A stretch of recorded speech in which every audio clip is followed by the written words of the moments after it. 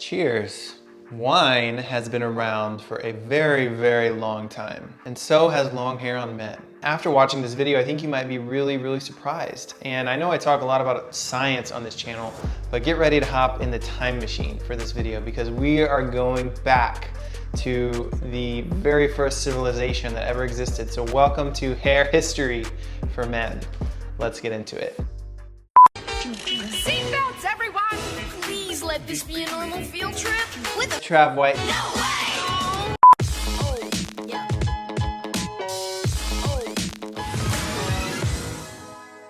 What's up guys? Trav White here. Welcome back to the channel. I talk all about the science of style, grooming, and confidence in a man.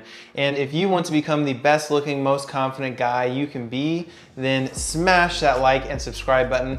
And if you want to join the most positive, encouraging, and best community for hair growers on the internet, come over to the Maynard Mayans Facebook community. I'll link to it in the description and join the family. Okay, enough intro. Let's dive into it. So this video is gonna be pretty long. So if you want to bookmark it and come back later, make sure you have at least 20 to 30 minutes to watch this video. I'll also drop some timestamps in the description if you want to jump around to different time periods. But I think the best place to start is to talk about sort of the evolutionary significance of hair. Because if you understand why humans even have hair to begin with, then it'll help you sort of give the foundation for how cultures are the things that actually symbolize hair length and not necessarily natural selection or evolution, right? So what is the biological significance of hair, right? So humans, horses, orangutans, and lions. Those are the only few species that can grow their head hair or their manes very long. And humans are believed to have lost their body fur 2.5 to 3 million years ago as hominids transitioned from forest habitat to the open savanna just as an effect of natural selection. This development made it possible to run faster and to hunt animals closer to the equator without getting overheated. Head hair, however, was the exception, right? From an evolutionary perspective, we kept our head hair because it was necessary for survival. Hair provides thermal insulation. It helps our body hold on to heat when it's cold and blocking it from escaping through our scalp. And it also helps provide our head, which is the most exposed part to the sun, from UV radiation and exposure. And it also helps cool us down when we sweat and sweat gets soaked in our hair. So that's the biological case for hair, and probably one that served our ancestral Paleolithic predecessors really well. But as cultures began developing, that's when hair started to get symbolism attached to it. So how did we get from the first ever civilization to where we are today? So now you might have a question, right? What is the starting point of history? So the way I consider the starting point of history is by looking at the earliest form of writing that exists. If there's no document of it, it's not history. Anything before that is prehistory. So anything that we don't have documentation for, which is pre-3300 BC, is considered the starting point of when writing appeared. So prehistory, humans date back, another 200,000 years, which was known as the Stone Age. But since we don't know what our prehistoric Homo sapiens looked like from direct evidence pre-3300 BC, I bet it's safe to assume that men were, hunter-gatherers, or the Neanderthal caveman that you see in movies and the Paleolithic eras. And maybe once the Neolithic era came, as agriculture started forming, they started to become farmers. And I would guess that they probably had long hair. It was probably really dirty, probably pretty unkept, and it might have even started forming dreadlocks because that's what natural hair that never gets combed does. But since we don't have any writings of those civilizations to study how their hair looked, we're just gonna have to start at the emergence of history. That is to say, the emergence of when we started to see historical writing systems. So in order to explain, I'm gonna be following this chart from the channel usefulcharts.com, which shows the timeline of world history. It's broken down into the early Bronze Age, the Iron Age, Classical Antiquity Age, the Middle Age, and the Modern Age. And I should also start by explaining, because this chart uses BCE and CE. That's basically BC and BCE are the same thing. BC stands for before Christ, and AD and CE are the same thing. So AD stands for Anno Domini, which is Latin for in the year of our Lord. It's meant to measure the years from the birth of Jesus Christ forward. And then anything before that time is labeled BC, before Christ.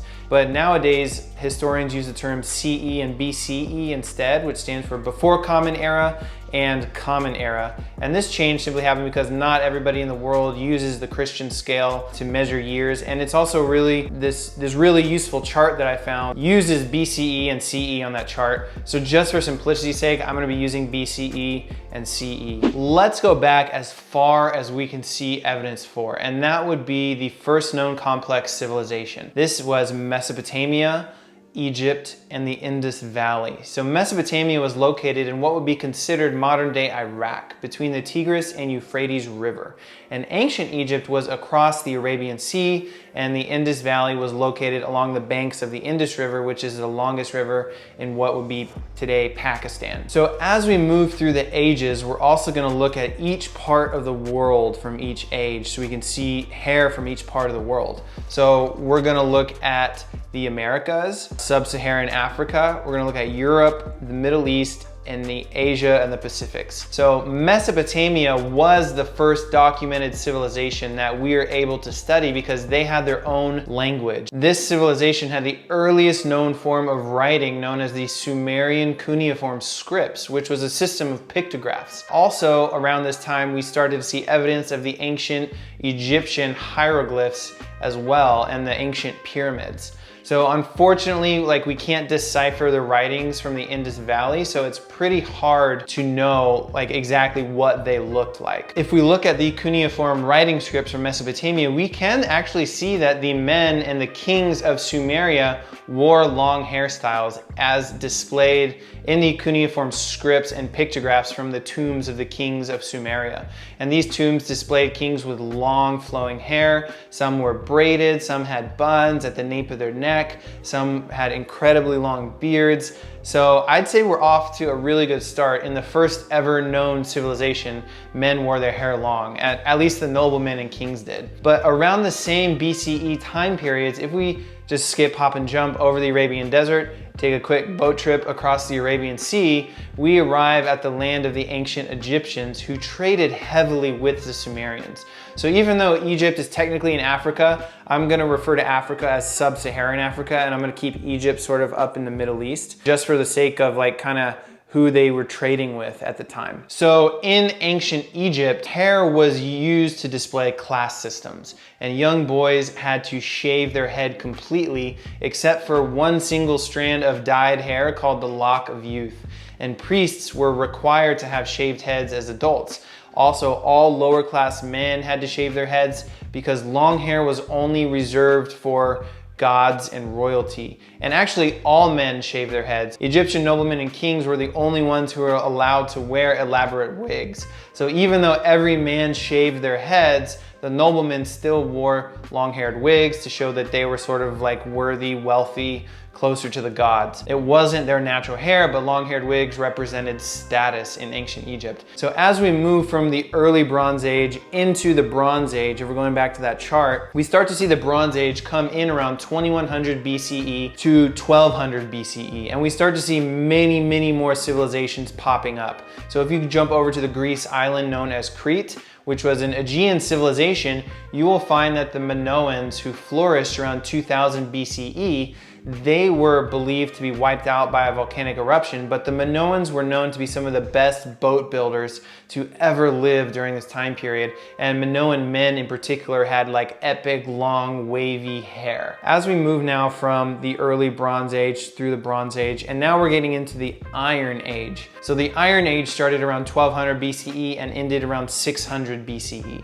And there were quite a few civilizations all across the world. So we start in the Americas and look at the Olmecs. And the Olmecs created the first writing system ever in the Americas. And they also created some amazing stone sculptures of heads that represented sort of what they looked like. And nearly all of these sculptures have helmets, but on a few of them, you actually can see some head sculptures that showed men with beards and long hair as well. So the Olmec civilization was the predated civilizations of the Mayans, the Aztecs, and the Incas. If we jump over to Sub-Saharan Africa, then we see the Nok culture. And these were like the Bantu people who had begun migrating south. There are beautiful sculptures of these people showing hair in many, many different artistic ways. So men would wear their hair in a bun, they would wear it partly shaved, braided, shoulder-length hair. And it's really safe to assume just from the sculptures that men of the Nok civilization in sub-Saharan Africa had really long artistic hair. So now I'm gonna start jumping around cultures as these ages progress because more and more civilizations appear. It's really hard to keep up with all of their grooming habits.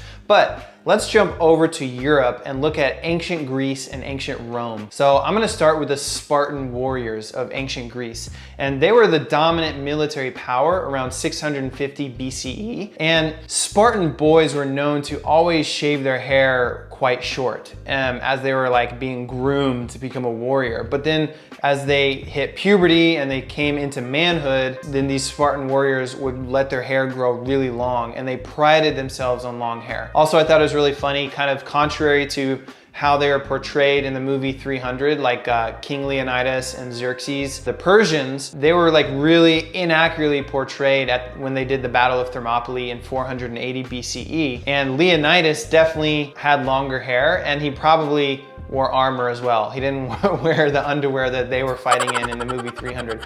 Also, King Xerxes definitely he was a giant, but he definitely did have long hair and a long beard, as opposed to like the balding and piercings that you saw in the movie 300. So I just thought wanted to clarify that. That was kind of a funny way that they portrayed them. And now if we look at Spartans' mortal enemies in Greece, the Athenians, we go over to Athens now. This is around the time of the Homeric traditions, around 800 BCE, when Homer recorded the Iliad, he recorded the Odyssey, and the Athenians, they would grow long hair out as they passed into manhood. So once they started to hit puberty, again, similar to Spartans, that they would let their hair grow. And that was sort of a common theme in the ancient Greek and Roman period. So in ancient Greek, Athenians used to wear their hair rolled up in kind of like a top knot. So almost like the very first man bun maybe. So they would roll their hair up on the crown of their head, and they fastened it down with these golden clasps that were in the shape of a grasshopper.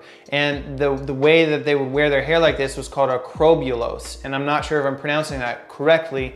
If any of you history buffs out there can correct me, let me know. And this type of hair actually did start to shift from long hair as you move ages in Greek and Roman history. From ancient Roman Greek, it was really long. But as you move into the time of like the classical antiquity age, the Peloponnesian War, which happened around 411 BCE between Athens and Sparta, you'll start to see that hair started to shift from short to long. But before we jump ahead to the classical antiquity age, let's stick to the Iron Age just for a little bit longer. We can jump over to China real quick in Asia and look at the Zhou Dynasty. And Zhou conquered Shang around 1000 BCE. And this began a culture all the way from Zhou, all the way through to Ming to Jing. Chinese men would basically wear long hair. It wasn't until the People's Republic of China happened that short hair started to become a thing in China. But long hair on men in China is definitely a timeless tradition. Okay, so now that we've kind of covered all of those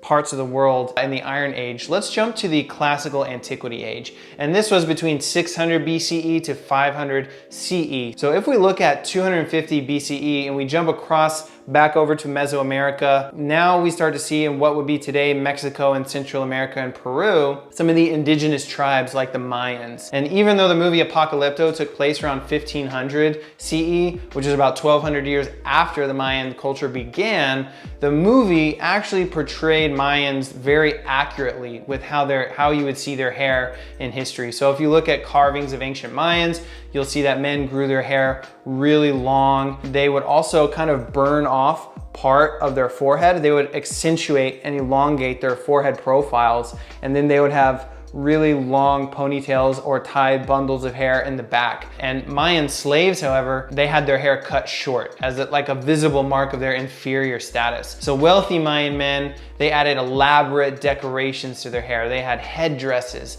They would symbolize different animals. They would symbolize snakes or jaguars or birds or whatever they killed. They would cover their hair basically in animal skin or teeth as decoration. So moving on from the Mesoamerica, if you jump over to sub-Saharan Africa, you'll see the kingdom of Kush. And although the Kush kingdom dates all the way back to the Bronze Age, starting with the Kerma Empire, which the Kerman warriors actually had really long hair, but that ended around 500 BCE. Now we're looking at the Meroitic kingdom. So this was in Sudan. It was considered Egypt's fearsome southern neighbors, and they were warriors, right? Kush and Egypt, their history is like very tightly entangled, right? This land between Sudan and Egypt was kind of going constantly back and forth. But looking at the Meroites who were around this time, they were heavily influenced by both Egyptian and Greco-Roman culture. And they were known to have long hair as well. And you can see that in many images and many sculptures.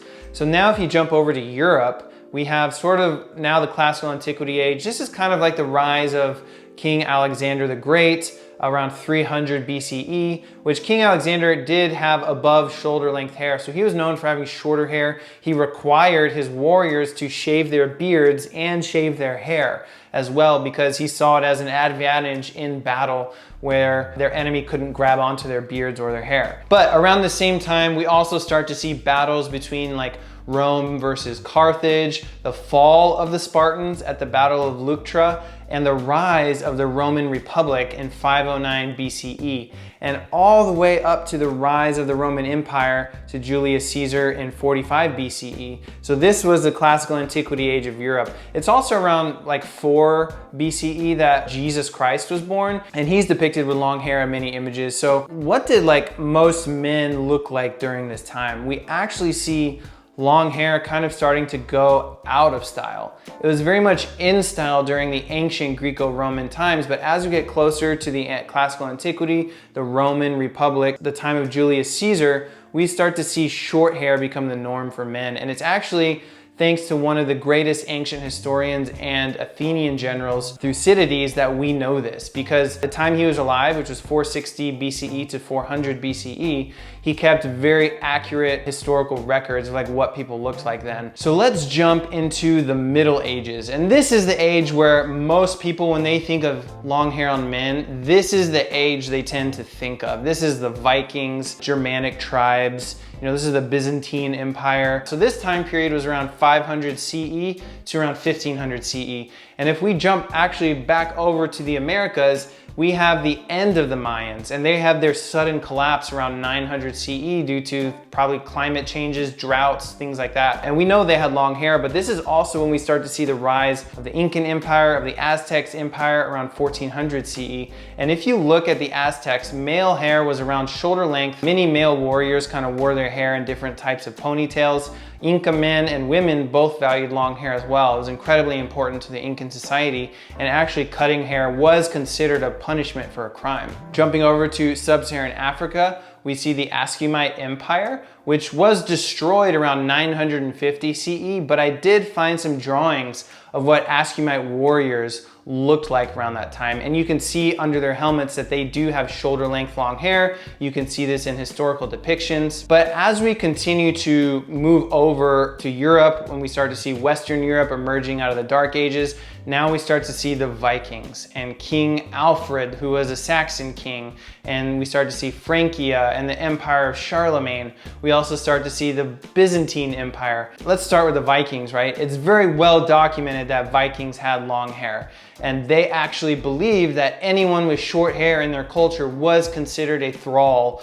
or a slave. And they loved to wear their hair in braids, in dreadlocks, many different sort of artistic forms. And the Vikings actually were incredibly vain, right? In fact, Vikings were among the cleanest of all Europeans during the Middle Ages. And we know this because English cleric John of Wallingford, who was a monk at the Abbey of St. Albans, he kept a really accurate manuscript of basically his life. And he wrote that Viking men combed their hair, took a bath every Saturday out in the open, and changed their clothes frequently. And they performed these unchristian heathen acts in an attempt to seduce like highborn English women. So even though they were warriors, they took hair very seriously.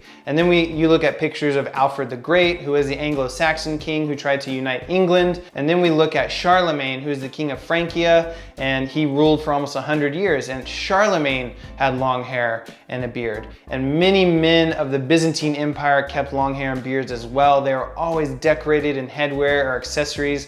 They were near shoulder length. And then if you jump over to the Middle East during this time, this was sort of when Muhammad was born, around 571 CE. And Muhammad was believed to have long hair. His depiction reportedly says that he had hair that hung over his shoulders and earlobes. And after the time of Muhammad, when he died at 632 CE, from that time onward, we start to see the rise of the Islamic Golden Age in the Middle East, many of the Caliphate dynasties. The biggest one was the Abbasid dynasty. And it's really tough to see how some of these men wore their hair, because images I could find, they were usually covered by turbans. But I bet it's safe to assume that they had their hair probably around the same as the Prophet Muhammad, around shoulder length. So around 1200 CE, we start to see the fall of the Abbasid Caliphate due to Mongolian invasions. So now we start to see the rise of the Mongol Empire. And this started with Genghis Khan and passed on to his heir Kublai Khan. And then this was the time of Marco Polo as well. So many Mongolian warriors had long hair that was shaved in really creative ways. It was actually really similar to how Kublai Khan was portrayed in the Netflix original show Marco Polo. They would shave their hair in really creative ways, but they would always keep it long. So now if we move over to sort of Asia Pacific and Japan, now we start to see the rise of the samurai around 1200 CE. And samurai wore their hair in a traditional top knot called a chonmage. And they would shave their head on top to prevent itching and heat from the helmets that they would wear, but then they would tie their mage knot and they would keep their long hair like so. And so the chonmage culture actually continues today. If you look at sumo wrestlers, they use that same mage knot. And even though this hairstyle was originally used for like breathability under helmets, it did start to become like a really proud symbol of the samurai and like fighting back against the monarch and things like that. So yeah, the Middle Ages, if you look at every civilization, was one of the most popular times for men and long hair. But long hair at this time period didn't last forever. In fact, short hair began emerging around the time of the Renaissance, and this was between 1300 CE to 1600 CE, as society sort of transitioned from the Middle Age into the modern age. After the bubonic plague, after the Black Death, populations just started growing rapidly, and socio-economical reasons allowed for more thriving in cities. It allows for denser populations, and long hair would just get more and more difficult to manage. And so things like lice and fleas and hair infestation started to become a problem. Short hair was just easier to clean, it was easier to manage, it was easier to conform to society. Also during the Renaissance age, that was really a big time of like maybe shoulder length hair, but a lot of really creative hats. Like people would just wear hats all the time. So as you move out of the Renaissance era, right, this is in Western Europe, you start to see like the Enlightenment period, like the British Empire, the French Revolution. We start to see the Napoleonic Wars, and they would bring this culture over through to the Americas during the Catholic Protestant separation. And then in the Middle Ages are ending, we start to move into the modern ages, which is basically 1500 CE until now. If we jump back over to the Americas, we start to see like when the Europeans are migrating over to the Americas, and then we start to see Native Americans. So if we look at Native Americans in the Americas, long hair was incredibly important to them. And in fact, it means many different things to many different tribes, but many tribes believe that it was an extension of nature. Some believe it gave them like superpowers, that it was tied to their spirit, and the more their spirit grew, the more their hair grew. You know, others believe it would give them strength. And Native Americans would only cut their hair as an outward symbol of like love and respect for a loss of a loved one. If they voluntarily cut their hair, then this is considered as a big sign of respect. If they were forced to cut their hair, like to conform to a different culture, then this was like one of the biggest disrespects that you could do to Native Americans. And during this time, we also saw the rise of like the powdered wig of the 17th century. And this was made popular by King Louis XIII. He wore a powdered wig to cover his male pattern baldness. And this trend actually continued for many years across Europe, across over to when the Europeans who came to the Americas. And then if you want to jump over to the modern age sub-Saharan Africa tribes, they created masterpieces with their hair. And men in these tribes would style them in intricate ways. They would wear their hair in these like amazing braids or cornrows or just intricate designs. And you really start to see their hair as an art form. One example is the Afar tribe out of Ethiopia, who commonly use butter to style their hair. I found a really cool picture of this tribe, I'll pull it up. And another example is the East Central African Gogo tribe. They all have just really creative hairstyles that is seen right here in this image.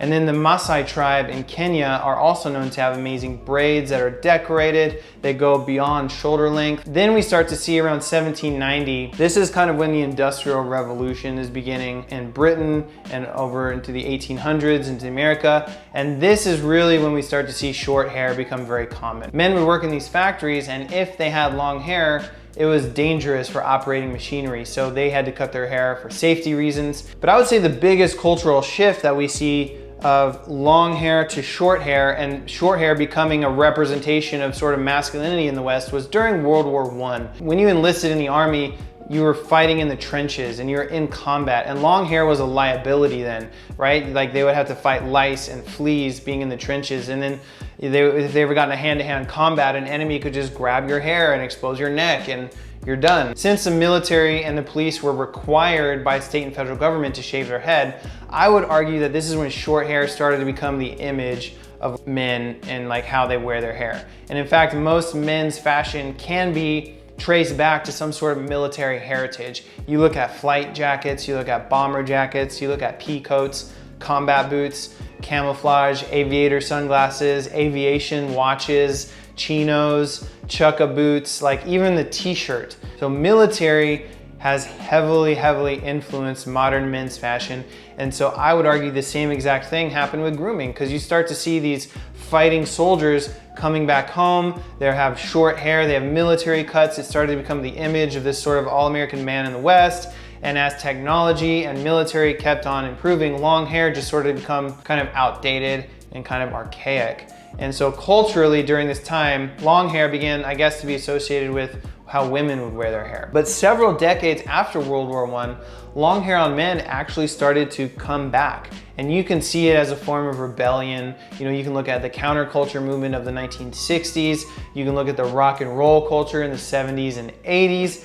And all of the non-conformists would grow their hair out as sort of a statement that they were not going to conform to what society was saying. But now that brings us to present day, right? Where is long hair on men now? You're somewhat of a mystery, right? Like you might just be one big question mark. People would be like, what does this guy do? He probably doesn't work in the typical 9 to 5, or maybe he does, I don't know. Like the benefit of having long hair today is you become memorable and you stand out. And I think that can be really attractive to people, especially if it's really well kept. It can be professional if you dress nicely and you rock it with confidence. But now I want to pass it over to you guys. All right, what do you think about how long hair on men's portrayed? How would you wear it today? So drop a comment below and let me know. I hope you guys enjoyed this video of the history of long hair on guys. I'll see you guys in the next one. Peace.